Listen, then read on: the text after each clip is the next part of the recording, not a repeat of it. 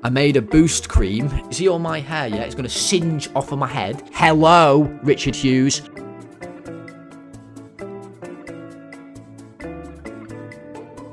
Right, hello everybody. Welcome back to the Golden Sky. I'm Tom.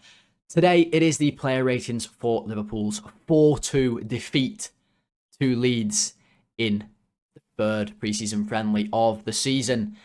A tale of two halves. Wow. What on earth have we just seen? I did do a watch along for it, so if you were on that, you'll have seen a lot of my thoughts there. We are going to fly through ratings here. It is pretty late, with the game kicking off at 9, being in America, so we're going to fly through these, being that the game was as mad as it was as well. First ever time we're doing proper ratings at my new house, which is mad, by the way. These are going to be hopefully a little quicker than usual for this type of video, because we're going to try and fly through. It's pre-season, so we're in pre-season form. But for those of you who haven't been on many of the lives during the World Cup or anything, nice to have you back for the videos. For the match ratings, I hope you all enjoy. Let's not waste any time and start off, as always, with the mockery index. But let's get the players on the screen as well. They're the lads who played, and then the mockery index. I am just going to rate the first half players, and then you'll see that I've put the subs right there. We'll do that as a collective, because there was fucking loads of them, and it's 11:15 at night, and the second half was utterly shite, and that is today's mockery index. Oh, what on earth was that second half? You have to ask, don't you? Let's write it on straight away. The second half, what on earth was that all about? 4-0, we lost that second half to Leeds, and it was absolutely shocking. And I'll tell you what the biggest problem is from that. And by the way, we're not going to overreact. It's a friendly, right? And the first half was great. We're certainly not going to overreact. It is a friendly, but what certainly needs to be talked about is the absolute complete and utter malpractice and irresponsibility of Liverpool's transfer team. Because if they don't see watching that game, and as a result of what happened in that game, that we desperately need reinforcements, that all of us as fans know we need, then I don't know what to say. The second half was atrocious. We conceded 2 at the exact same goal, literally copy and paste. We copy and pasted it. Leeds threw the ball in, they flicked it on, and Calvert-Lewin nodded it in at the back post. So what the ever-living shit was that all about?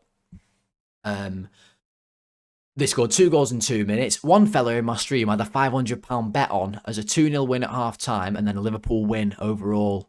I looked nailed on at half-time. We were all buzzing. Well, we threw that one away, didn't we? So don't gamble is what the message is there. But Jesus Christ, that was absolutely awful, wasn't it? And that is the mockery, and it's proper mucky as well. Like, it's full of mockery. You are rolling around in pig shite is what you are. Let's not waste any more time. Let's do the players. Right. We start in goal with Marmalade Village, who...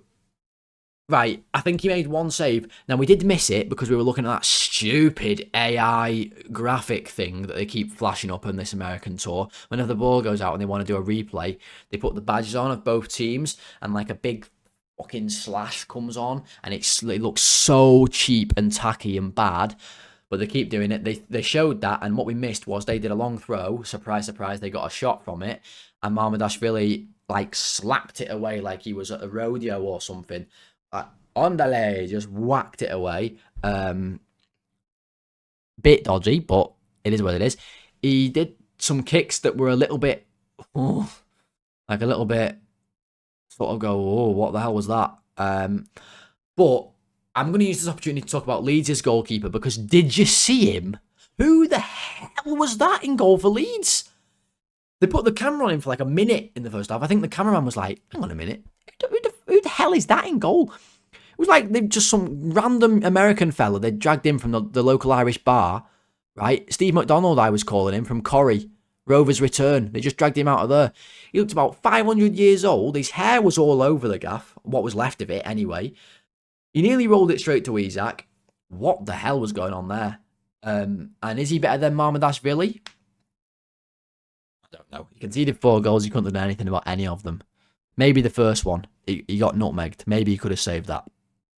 The others, I don't have any blame, really, at all. I'm just going to give him a 5. He didn't fill me with a lot of confidence, to be honest. Right, Frimpong. This is going to be the one that causes the most head loss, I think, for people as Liverpool fans, because Frimpong was just knocking around. Right, okay, hold on a minute. I got madder than I thought I would. Right back in the first half, he was doing okay. Not great. He did get the ball once from Wirtz, and he did decide to spin around for absolutely no reason whatsoever. He made one nice run through the middle and got a Leeds player booked. And he put a good ball in for Wirtz's goal. That was all good stuff. Happy days, Jeremy. He's updated his whole look. He's been to the fucking Pro Club's store. He's unlocked shirt tucked in. Got a new haircut, no headband. He's got a wristband on. Right, whole new look. Same style of play though, knock it and run. And if we can't do that, it's a disaster. He goes on the right wing in the second half, which is already bad enough. By the way, that sentence alone is bad enough. Frimpong's on the right wing. God help us if we have to do that in the season. He made one run, and he just wellied the ball out of play. And I was like, oh my God, someone's injured. Little did I know, it was Frimpong. Oh, stellar. That's just wonderful news is what that is, because not only is Frimpong our only fit right back, and I mean our only fit right back, unless you count Calvin Harris-Ramsey, who I don't, he's also apparently our backup right winger, of which we now have none, because he's injured, and God knows what he's done, he just limped off. So that's great, and this is where Liverpool desperately need to sign a right back or a right winger, because we spent the whole of last year watching Szoboszlai play right back, and oh, guess what? We've got non-fit again, and we're in the middle of pre-season. It's unbelievable, and if it doesn't get solved, you see all my hair, yeah, it's going to singe off of my head, and by the time we play Newcastle, I'm going to be like Dr. Evil. Okay, I'm going to have a little cat. I'm going to stroke it here.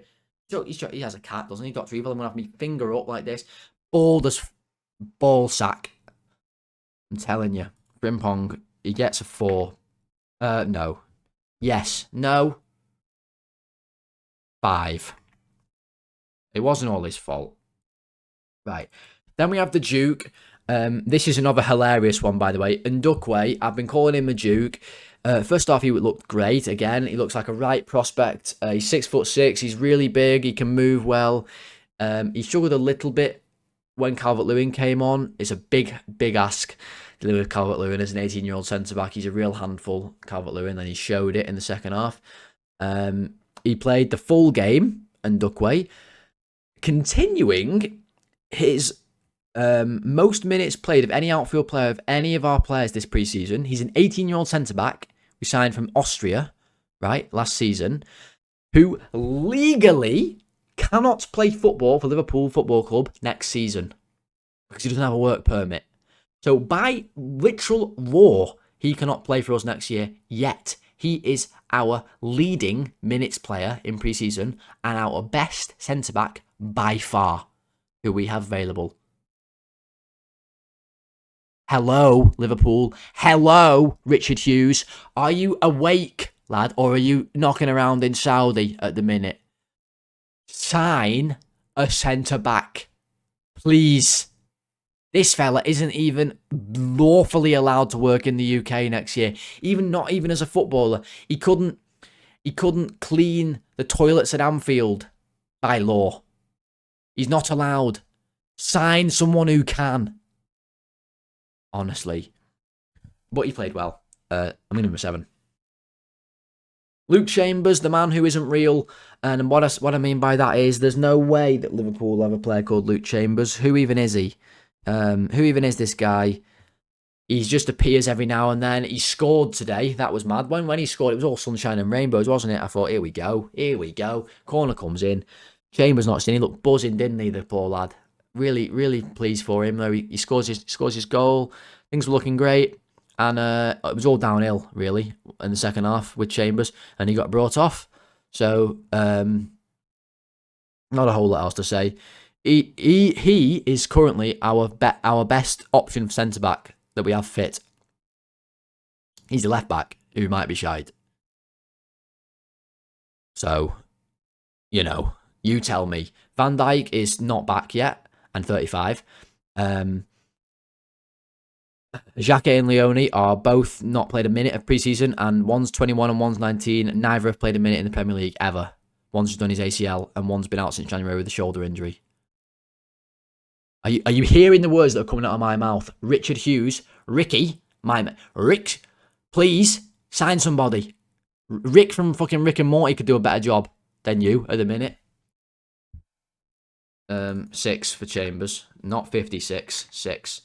Kirkez went absolutely mental in the second half and decided to do a flick to absolutely nobody, which they then scored from, and that started the landslide of goals.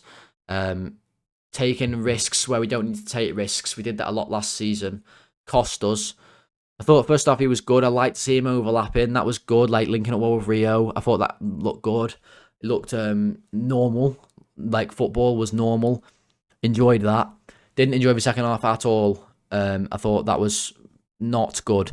Then he got brought off for Simicast, but the mistake he made for the goal was really poor. Like, really, really poor. Bad silly is what we were calling it on stream. So for that, he has to get marked down. I think I'm going to give him a 4. It's a really bad mistake. It deserves punishing by a couple of points, that's for sure. Leone was probably, for me, the pick of the bunch. Again, I thought he was fantastic in this game. Like, really, really good. Passing forward constantly. The pass for the second goal is beautiful. I mean, a thing of beauty. Floated the ball over beautifully. Lovely weight on it. Lovely, like, height on the cross. Well, the pass, even. Over to Frimpong, who could pass it back into the middle. A nice cutback from Frimpong, to be honest. Lovely from Leone, though. Makes the goal. He's constantly passing the ball forward. I love the way when he gets on the ball and he's got a left back and the winger to pass it to. He misses the fullback out and goes straight to the winger. Pings his passes in. Really, really good. Wants to pass forward all the time. Making tackles. Pressing out of the pitch. I love the way that in the first half we pressed right onto the opposition. We were man-to-man. Midfielders were tight to their midfielder. We pressed in a 4-4-2. Leone was so impressive on the ball. Loved it at one point. Marmadashvili had the ball in his hands. Leone dropped right in deep, right into the box, asked for the ball, got it, played out, and we were out. It was beautiful. It was like watching Vitinha at PSG, the way he does that when he just wants the ball. Bernardo Silva at Man City wants the ball from the goalkeeper. Doesn't matter if he's under a bit of pressure. He'll dribble, he'll play it out wide, and we'll be on our merry way. It was brilliant. I thought he was great. I'm not going to overreact, though. I'm going to give him an 8. I thought he was our best player on the day, probably, in that first half. And we missed him in the second half because Jones and Gravenberch came on and were shite. Like proper monkey doo-doo shite. Rubbish. Like baboons had a poo and he's lobbing at you at the zoo shite. It was terrible. Really bad. Szoboszlai. He played pretty well. First half. Engine is ridiculous on him, by the way. Sprinting around the pitch for 70 minutes. Much more effective as a number 8 than a number 10, at which he was not effective at all. Number 8, good. Good, not great. Szoboszlai today. Leone was the standout in the middle, but Szoboszlai did some good stuff as well. Nice passes, nice link up. Like I said, pressing great, winning the ball back. Some recovery runs of his are unbelievable. There was one where Tanaka was like 20 yards in front of him. Szoboszlai just ate up the ground like Usain Bolt and then took the ball off him. Tanaka was like, oh, sound. I don't even know what just happened. I've lost the ball. So I'll move on quickly, but I'm going to give Szoboszlai a 6. I thought he was good, not great. Nothing crazy, really. Okay. Morrison, aka Curtis Cones, he was pretty quiet, not a whole lot. I noticed a lot of times he was following his winger really deep, and at times he'd actually be behind Frimpong. That was interesting. Not a whole lot else. He tried some crosses. They were easily cut out by Steve McDonald in goal. Nothing really that I can think of to say. I'm not going to overreact and make this dead long talking about Kieran Morrison. But he is currently our starting right winger because we haven't got any. Liverpool, hello. Are we even alive in the transfer market? What are we doing? Can somebody wake up anybody who's in charge of transfers at Liverpool? Kieran Morrison is starting at right wing, and we took him off. We put Frimpong at right wing, and then he got injured, and we put Callum Scanlon at right wing, who's a left back and a shit one. Oh my god! And we might sign Barcola, we might, but we might sell Gakpo, and then who have we got? Are we seriously going to go into the season? Yes, Munoz isn't back yet, but nobody even knows who Munoz is. I'm worried, guys. I'm worried. 6 for Morrison, didn't do a whole lot. Wirtz, well, he was a joy. It was a joy to watch again. Have him back in the Liverpool team. Playing number 10, that's also joyous. Crazy thing, you're not going to believe this, guys. When you play Florian Wirtz as a number 10, good things happen. It's crazy that. We watched a whole season of Arne Slot playing him all over the place. Plays number 10 for half a game, scores a goal. A goal that only someone playing number 10 would score, by the way. Crashing the box late as the cross comes in, picking up the space behind the striker, finishes it first time into the corner. Lovely finish, lovely goal. Other than that, he looked a bit rusty. A few of his passes going not quite to plan. I thought he showed some good passes too. There was one he played a nice ball into Szoboszlai at one point when nearly got Isak clean through. I thought his link-up was pretty good with the striker and the wingers at times as well. So we like to see it. Not the greatest performance outside of the goal, but the goal was lovely, and I thought he played well. I'm going to give him a 7. Okay. Left wing was Rio, who was also a joy. Just fantastic. So good. Him and Neoni were the standouts. They're completely fearless. They are so direct. They know exactly what their role is in the team. Rio's is to get the ball and rinse the ever-living daylights out of anyone who's in front of him, which he did time and time again. He was quiet for 10 minutes, and then he was on the ball all the time. Step overs, elasticos, ball rolls, Lacocatas, everything you can think of, he was busting it out in one half of football. Some of it didn't come off, but he's so confident, and his dribbling is insanely good. He's pirouetting, he's rolling players, he looks stronger now, he looks so quick. Crossing, good. Blinking up with the fullback, good. Making the right decisions.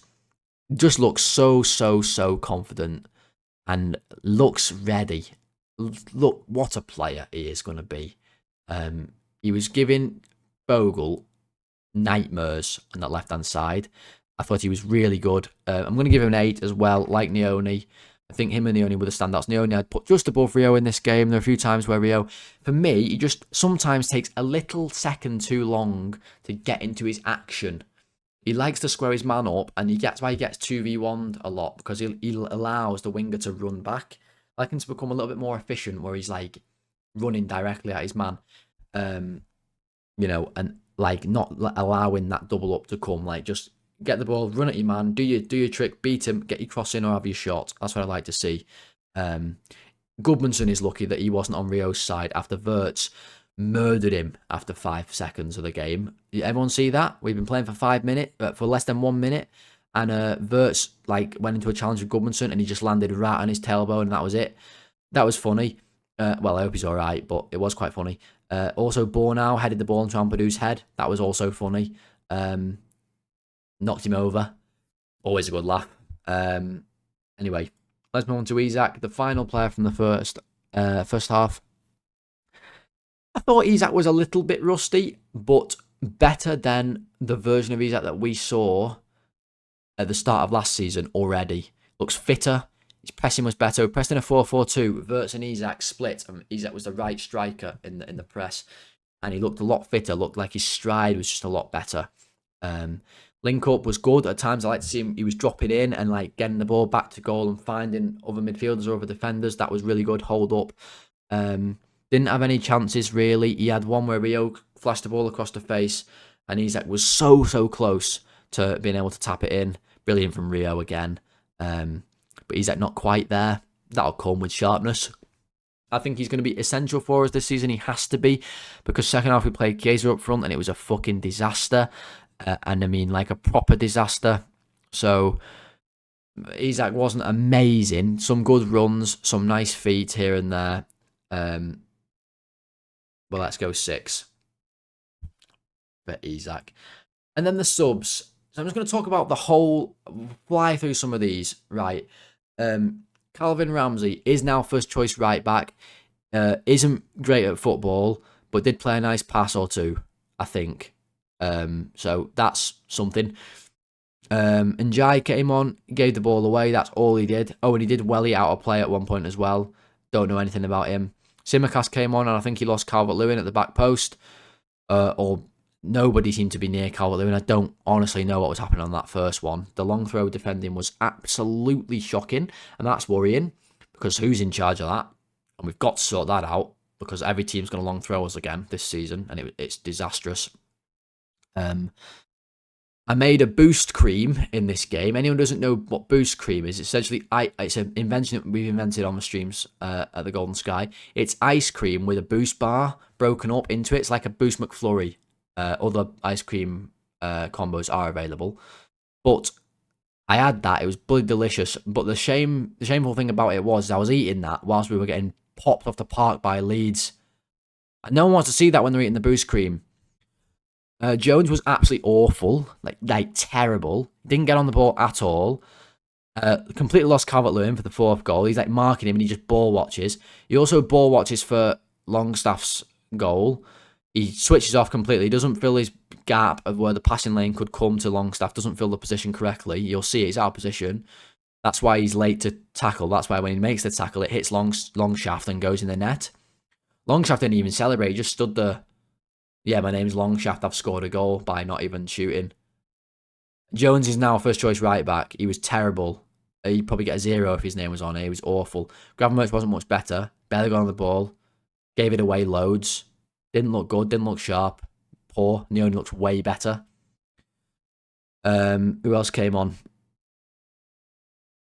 Kumas came on. Didn't do a whole lot. Tried some tricks. Looks a bit tricky. Didn't do a whole lot on the left wing. Flipping hell. Scanlon came on. He was rubbish. Elliot came on and was worse. He was awful. Oh my god. He was dreadful. Every single time he got it, he gave it away or kicked it out. And that pains me. There was a fella in the crowd who was in a short sleeve Liverpool shirt with a long sleeve Liverpool shirt on underneath. That's insane. He'd be better out there at number 10 than Elliot would have been today, because he was awful. And Chiesa wasn't much fucking better up front. He was terrible too. The Italian job up front, well, the job must have been go up front, Federico, and be as awful as you can be. And then he got mad at the goalie for time wasting. Tried to have a fight with Steve McDonald like it's Corrie in the Rovers return. Oh my god. That second half was painful, wasn't it? So the subs overall, 2, I think. As a collective, they were shocking. And they're lucky to probably get 2. They were shocking. We lost 4-0 in one half. Oh, who's excited for the season? Oh, yay. It's going to be head loss over the next couple of days if we don't make some signings or get some rumours in. Because that was bad, that second half. Really, really bad. But that is the player ratings. We've already gone longer than really what I wanted to, but I had a lot to say apparently. So let's get them off the board and the mockery index as well. That is the player ratings. The first ever player ratings in this house. First ones really that are proper with the graphics and the setup for pre-season. If you did enjoy them, guys, please leave a like on the video. We're trying to get to 40 likes on every video now this season. And also, hype the video. You can now do that as well. If you scroll on the phone, I believe, and you press hype, it hypes the video and gets it out to more people, I think. Just do it. Subscribe to the channel as well. We're trying to get to 600 subscribers now. So if you are new around here, please do click subscribe. It would be very, very much appreciated. Podcast listeners, 5-star rating and reviews. You guys all know what to do. It's been a pleasure. The watch along was a pleasure. It's very late now. I'm going to get this up and I'm going to go absolutely to bed. But thank you so much for everyone for watching. Hope you did enjoy. I'll see you in the next one when it comes around. Thanks everybody. Goodbye.